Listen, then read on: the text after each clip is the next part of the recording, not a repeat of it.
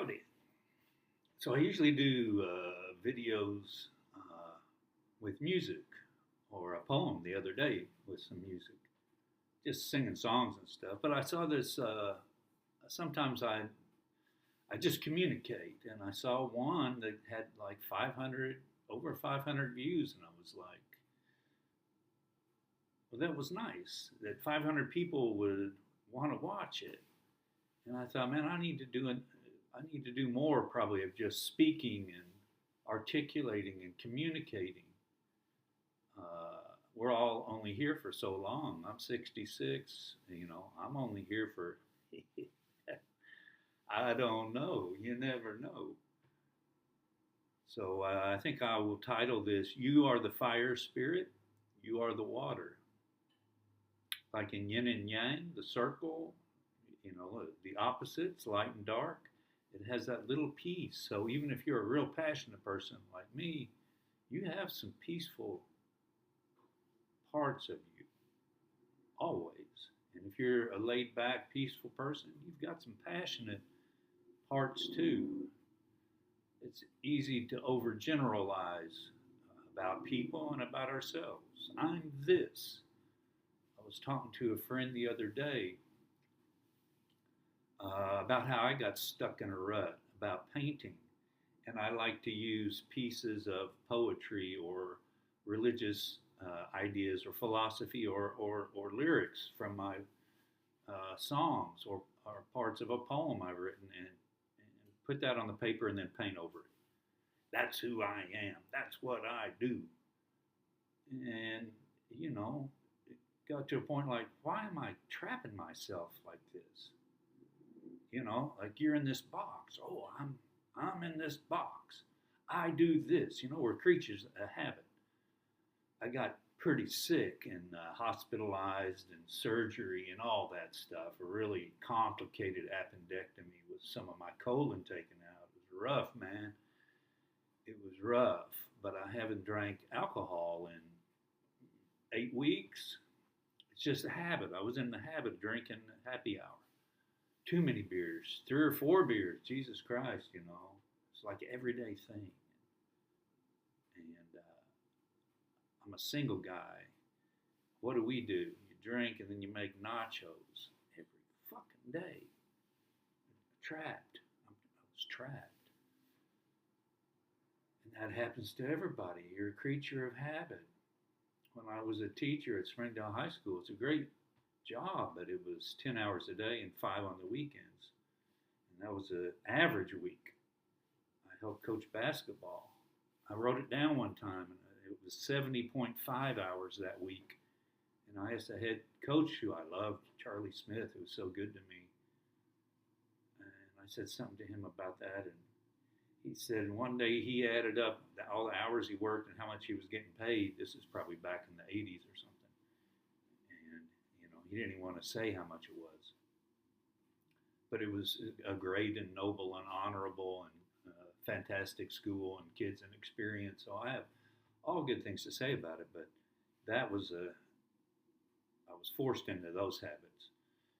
Get up at 5, leave at 6, get home at 4, go to bed I would go to bed at 7. I'd watch Antiques Roadshow till about 7:30, and then I'd go to bed at 7:30. Wouldn't make it to 8. You are the fire spirit, you are the water. You're both. Probably more of one than the other. And if you're in love, if you're falling in love, if you're looking for love, you probably want that opposite. I had a good girlfriend and we were good to each other, but she's intense and I'm intense. It was like, okay, this is too much. And I think if you're really laid back and you with somebody really laid back, it's almost like, okay, this isn't enough. We need some more, get up and go or whatever. Face a challenge. So anyway, you're a great gift from the sky. Never forget how awesome we all are. Never forget how awesome this Eden is. You want to talk about Eden? Why can't we just say this is Eden? I'm in the Ozarks. I love my trees. I'm in Fayetteville. It's an oak hickory forest mainly around here, mainly limestone, although there's some sandstone. But in the summer, it can be really rough and ruthless if it's hot and dry. And we were this close to the main part of the Dust Bowl, and it can return, especially with global warming. We're so reckless with this beautiful Mother Earth we have. So just understand how special everything is and how we have to respect and connect, stay connected, and protect and revere and fight for the health of the planet and the health of each other. We have to stop the criminal burning of all these fossil fuels. We have to stop the criminal concentration of wealth and power and property into billionaires' hands and hurting so many people left in poverty just wanting water and food and a home. And at this point, and in a lot of countries, when you say you want a home, you deserve a home. You may not deserve a house with a yard. We may not be able to do all that for everybody.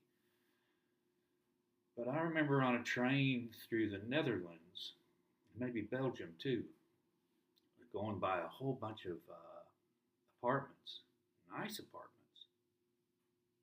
And pretty and with some yards, and maybe you could have a garden outside, I don't know. Mass transit around, which we don't have enough in America. But a lot of people in the world are buying their apartment. They're not buying a house. And it's cheaper. It's more affordable. It's more realistic, especially with over 8 billion people in the world. Now, some people are going to say, I grew up on, I want this. Okay, all right. I'm just saying, for these other billions of people, let's focus on them that don't have anything. I'm going to talk a while. If you want to be, I don't know, a good American? No, I'll say a good citizen. I taught government and history. A good citizen is, you can be a good citizen. You can't be a great citizen because there's too many things to know and understand, from the past to the present, from the environment to engineering to banking to macroeconomics to microeconomics to socialization to transit to education. I'm just saying, healthcare.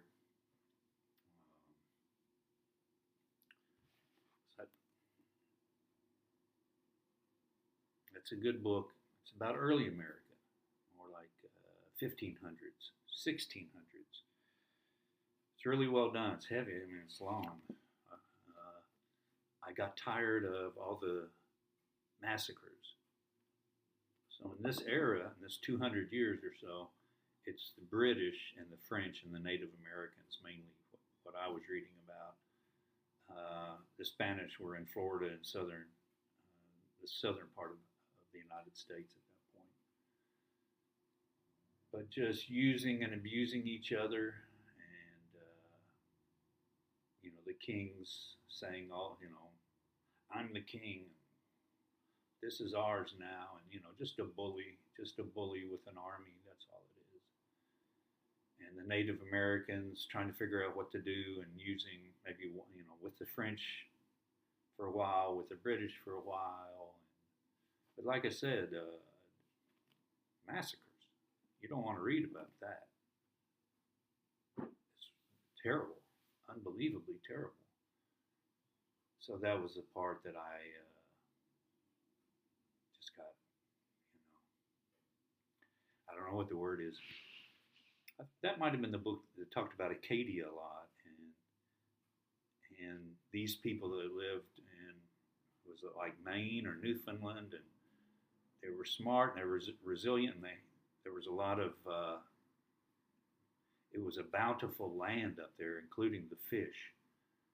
So it was easier to sustain yourself than a lot of the colonies.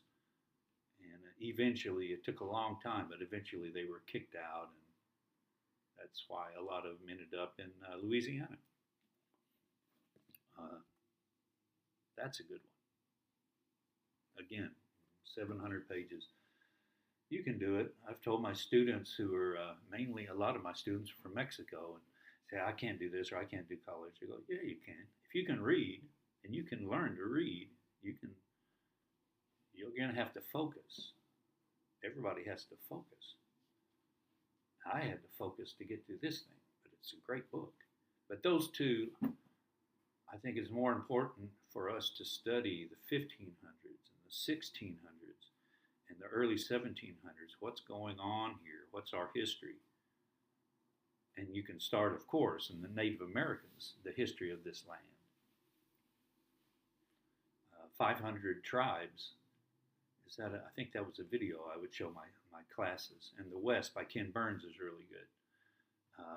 And I would just show parts of the video or at the end of class. I think it's bad teaching. Turn on a video.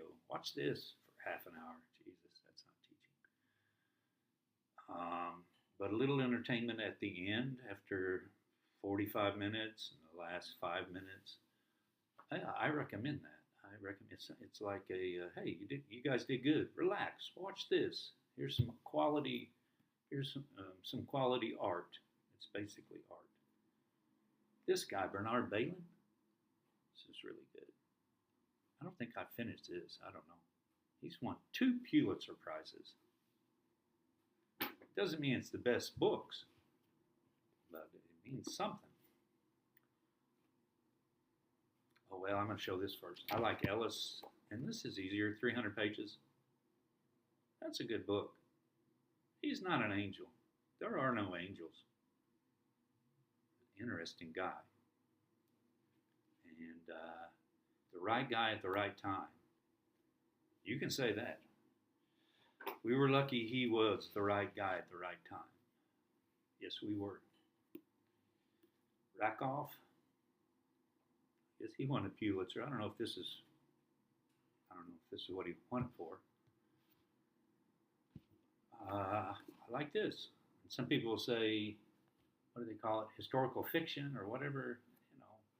I don't think so. These guys know so much about the history and the people. They interpret things, and academics, scholars can say, you don't know what Madison was thinking. You don't about this young woman. You don't know what Jefferson was thinking about, whether he should be at the Constitutional Convention. But it's good. So, sorry. The only one by a woman that I've read. It's really good, though. One of the best. It was my favorite. Until the next one. Well, I don't know.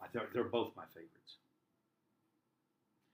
This guy, Rakoff, said, and the best book on the Constitution, which is what I wanted to study, is this one. But the nice thing was, I'm reading this one in the beginning. He talks about this book, and I was glad for that. He recognized the quality of that book. That made me feel good.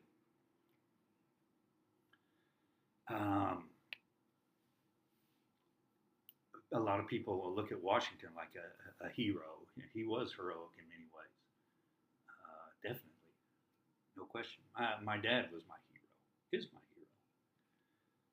Here he is winning the state high jump, 1948, Fayetteville, Arkansas, winning in Arkansas. I like the way that guy's standing there and that's a good picture, 1948. He won 2 state championships. He became a Arkansas Razorback basketball player, and then joined the Marines. Only 1 year, maybe 2 years, and he got the American Spirit of Honor Medal, 1954. My dad didn't ever talk about anything. He wasn't interested in, talking to his kids. But my uncle, I said something to my uncle about my dad, and he goes, well, he joined the Marines because they had a program that if you joined for a year or two, I don't know, that if you had bad grades, those would be excused or whatever. But my dad had bad grades. So that's why. He never told us that. The car he drove, a piece of shit, Galaxy 500, he was a millionaire. I think when he drove this car, he was a millionaire. That's fucking beautiful. People say, Don, you need a new car. You need, and he's like, man, that gets me where I need to go. I need to go to work. I need to go to the golf club. I need to go home. That's it.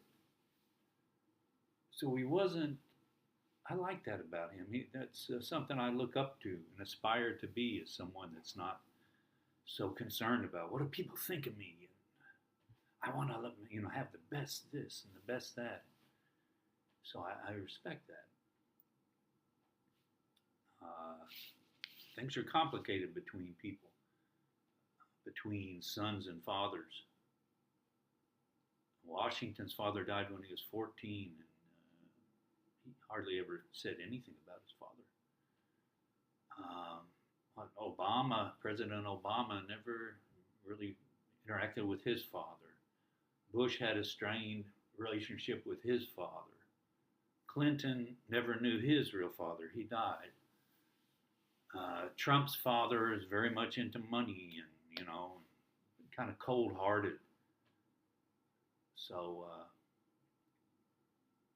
that was my father. Not as much into money, but just distant. And I would tell him in front of people, I'd say, man, you were a great man. You were the mayor of the town. You took Tyson Foods public. I have an old picture I did, him and Don Tyson shaking hands in like 1964. With these burr haircuts and skinny ties and shit-eating grins. I wish I still had it. He was president of the boys club, and the pool was segregated. But the boys club gave swimming lessons at the swimming pool, and they integrated swimming lessons. And that integrated the pool. And I'm sure a lot of people gave him shit about that. Racists. So, heroic. My hero. If he was right here, I might say, Don, he made us call him Don. We could not call him Dad. Say, Don, you are my hero. You were a great man, but you weren't a very good father or a husband. And he'd probably go, I'll take that. Because it was true. I don't think he really, aspired. I want to be a really good husband. I want to be a good father. That wasn't his dream or his joy. That wasn't his joy. But a great man. So I'm glad to get that as an example. I was talking about yin and yang. But my mother, thank God, we had my mother who was very loving and giving and just, loved everybody. Me and my 4 brothers and all our friends. I have lots of old friends who will say, man, your mom was my second mom.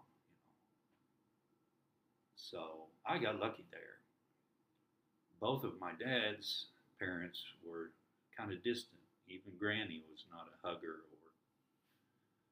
I remember talking to one of my aunts saying, I don't ever remember being hugged by Granny. And she goes, oh, no, that wasn't her. So that's how my dad evolved, or, he didn't have anybody that was loving. Thank God I had my mother to learn what a good human being is, with how we treat each other, how to care for one another, have compassion, get outside of yourself into service. Now my dad was serving. but in a more of a societal way, which is important. Being a good citizen is fundamental. And loving your brother and sister, which is 8 billion of us, that's fundamental too. Be yourself. Be yourself. And just shine that light. It's natural light. You don't have to come up with a bunch of bullshit. You have, your nature is just fine and very unique. And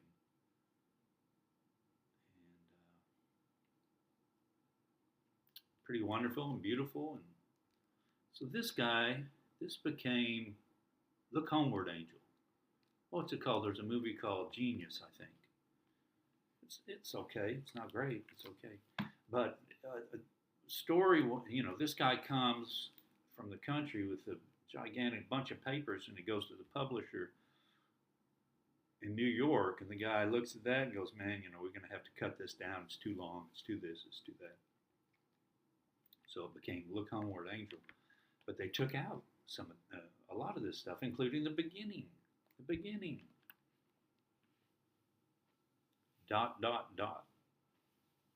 A stone, a leaf, an unfound door. Of a stone, a leaf, a door, and of all the forgotten faces. Naked and alone we came into exile. In her dark womb we did not know our mother's face. From the prison of her flesh have we come into the unspeakable and incommunicable prison of this earth. Which of us has known his brother? Which of us has looked into his father's heart? Just poetry. I haven't read this whole thing. I'll never read this whole thing. But, a great piece of art. I want close by, and I can read that beginning. I have some books over there by James Joyce. They're too heavy for me, I can't do it. He was too smart. He spoke like 7 languages. The Odyssey or Ulysses, I get those mixed up. And I have a book that explains that book. And his most difficult book, they say, is Finnegan's Wake. I have that over there, and I have the book to explain Finnegan's Wake. And I think part of it is I just want them because he was such a great writer. Just the idea of, okay, I write. This is what a great writer does. And I can gain some things from looking at his work. Finnegan's Wake. There was a book club in California that read Finnegan's Wake together. It took them 26 years.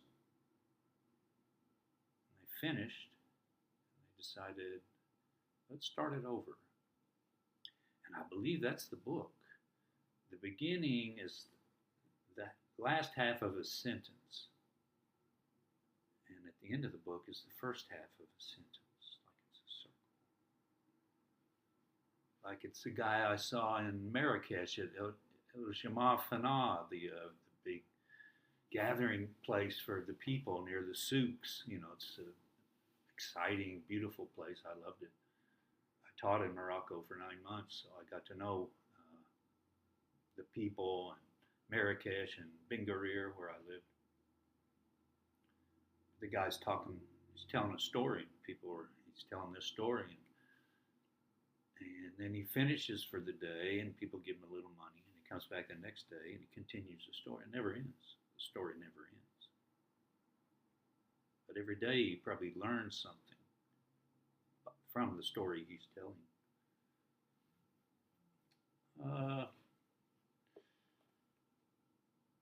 I like this guy, Eknet Iswaran. He died, but I like his translations. This is the Buddha. Let me see. I haven't marked anything. Let me see. They have completed their voyage. They have gone beyond sorrow. The fetters of life have fallen from them, and they live in full freedom. What's the Buddha saying?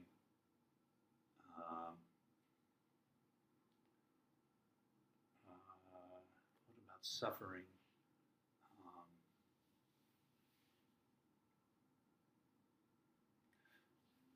Joyous participation in the suffering of others.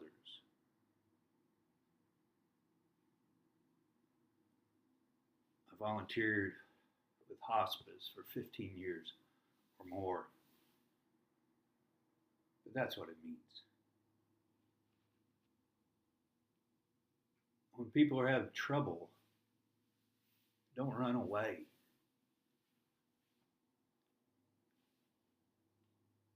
Go to them. Be there. Witness. We want to testify all the time. Sometimes you just witness. And I learned that if the patient says something about their uncle in Vietnam, you don't talk about your uncle that was in Vietnam. You just listen to their story. And what do they say? Don't take that power away from them of figuring out their own steps in this journey where you're trying to solve the problem. No, you're just the witness. You're just, there and listening. They know somebody is there.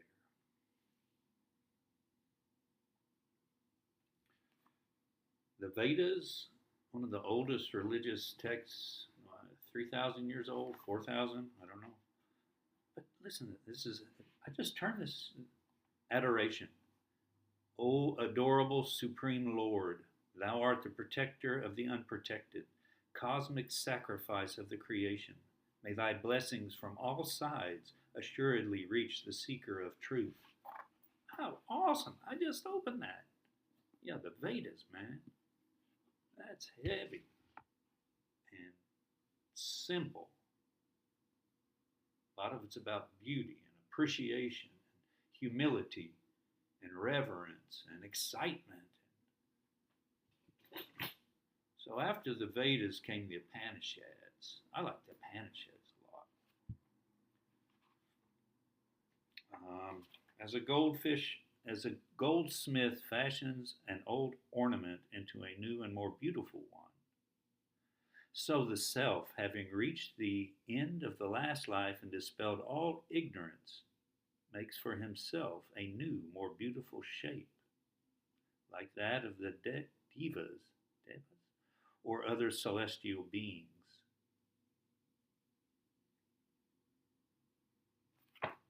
So, personal growth. Now, Eknath Easwaran liked Bhagavad Gita was his favorite book, but I like this a lot. And I don't know, maybe the Vedas. This came out of the Vedas, so a lot of it's the same and very spiritual. Had a good friend do this.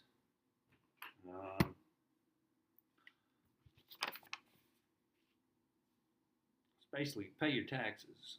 These. I think in the Bible, a lot of times they were called hypocrites. But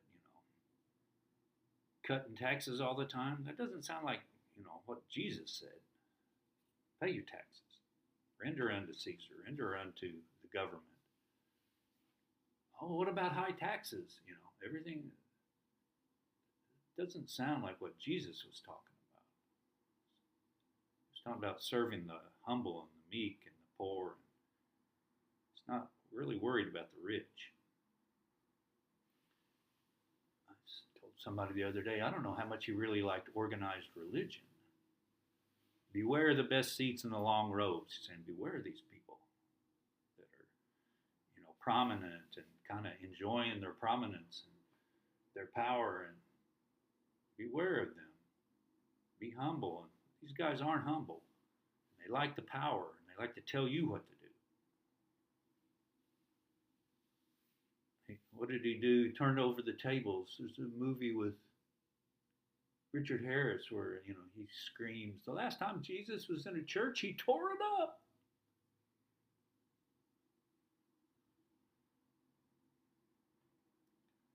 And don't be like the hypocrites who like to pray where everybody sees them. The picture of, the president in the Oval Office praying, these guys having their hands on. That's what he's saying. He goes, don't be praying to be seen. Pray quietly. Pray in your closet. Yeah, I think he had a lot of wisdom. I'm not a Christian. I don't want to be. I don't see a lot of that following this. But I like Jesus a lot. I like a lot of his stuff, like the Vedas. I don't want to have a religion. You look through history at how hateful and self-righteous and violent they've been. Even today, turning people against each other. I don't see what that has to do with the idea of God.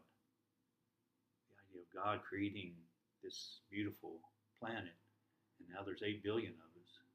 You think God really wants us on these different teams? Like the soccer mobs that want to kill each other and get into fights all the time. I don't see it.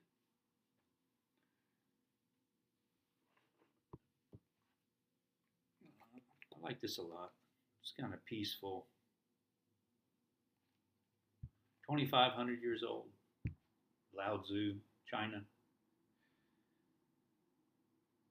Give up sainthood, renounce wisdom, and it will be 100 times better for everyone. It is more important to see the simplicity, to realize one's true nature, to cast off selfishness and temper desire. Yeah, I'll finish with that. I just opened that up. Wisdom from 2,500 years ago. And it's innate, it's in us. It's been in us forever. Simplify your desires. Love each other. Open this up. Open this up. And I shouldn't have done it like that. It should be easy to open up. It should be easy. Natural.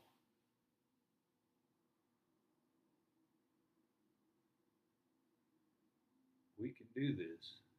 It's a rough time in a lot of ways. But maybe it's helping us open up our eyes and understand we have to be better people, better citizens, better human beings, better light. Yep. Better, baby. Let's get better. Let's do better. You are an angel. What did I call this? You are the fire spirit, and you are the water. And we're lucky you're here.